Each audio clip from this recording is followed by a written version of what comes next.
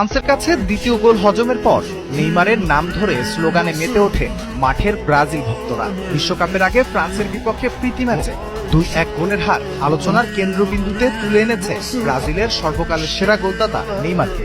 গ্যালারির ভক্তদের এমন আচরণ নেইমারকে দলে নেয়ার দাবি ছাড়া যে অন্য কিছু না, সেটা আর বলার অপেক্ষা রাখে না। এই বিষয়ে অবশ্য মুখ খুলেছেন কোচ কার্লো আনচেলত্তি। সান্তোস তারকা নেইমার তার সেরা ছন্দে ফিরতে এখনো লড়াই চালিয়ে যাচ্ছেন। আনচেলত্তির চোখে তিনি পুরোপুরি ফিট না, তাই চোট ও ধারাবাহিকতার অভাবে বিশ্বকাপ দলে নেইমারকে নেওয়াও এখন অনিশ্চিত। তবুও নেইমারের সামর্থ্যে পুরো আস্থা রাখেন সতীর্থ ক্যাসিমিরো।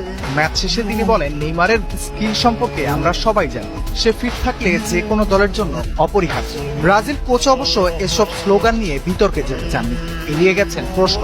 ম্যাচ শেষে তিনি বলেন, যারা মাঠে ছিল, যারা সর্বোচ্চ চেষ্টা করেছে, তাদের নিয়েই কথা বলা উচিত। বিশ্বকাপ দলে জায়গা পাওয়ার জন্য কঠিন প্রতিযোগিতা চলছে এবং সবাইকেই নিজেদের প্রমাণ করতে হবে।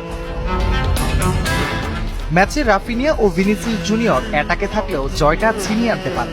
শুরু থেকেই পিছিয়ে ছিল ব্রাজিল। অবশ্যই ইনজুরির কারণে বিরতির মাঝেও তুলে নেওয়া হয় রাফিনিয়াকে।